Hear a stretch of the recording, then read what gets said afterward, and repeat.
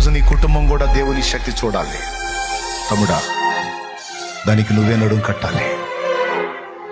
ఇంటి మొత్తం నిద్రపోయినా నువ్వు నిద్రపోకూడదు తమ్ముడా. భక్తిపరుడు, ఆత్మీయుడు నువ్వు కూడా నిద్రపోతే ఇంటిని బాగు చేసేవాడు ఎవడు తమ్ముడా?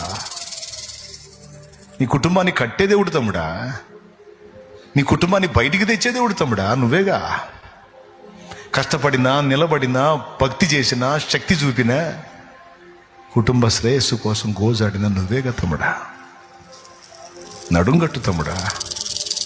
ఇంటికి దీపము చెల్లెమా, ఇంటికి దీపము. కన్నీరు గార్చు దేవుడి ముందు. నా దేవుని శక్తి నీ ఇంటి మీదకి దిగొస్తే కేకలు పెడతా వచ్చి రక్షణ పొందుతారు. కేకలు పెడతా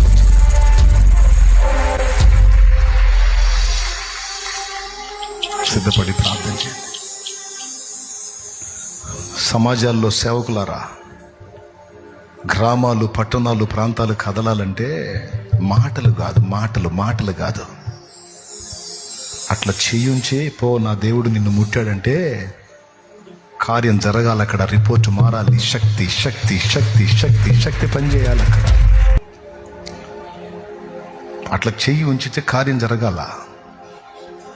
పోతా ఒక మాట పలికితే జరగాల.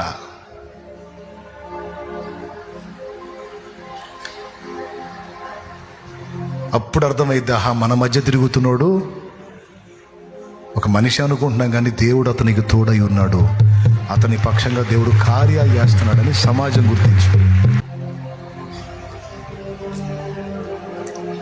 నువ్వు దేవుని ప్రణాళికలో ఉన్నావు కాబట్టి రాత్రి ఇక్కడికి వచ్చావు.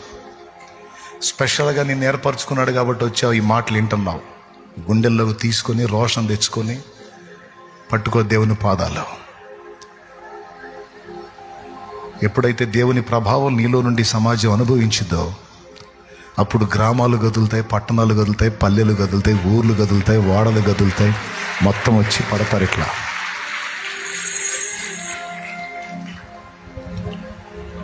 ఏమంటారు? మీరేమంటారు? అవునంటారా కాదంటారా? ఎంతమంది అంటారు? చేతులు ఎత్తండి. అదే వాస్తవం, జరగాల్సింది అదే. దైవ వాక్కుతో పాటు దైవ శక్తి విడుదల కావాలి.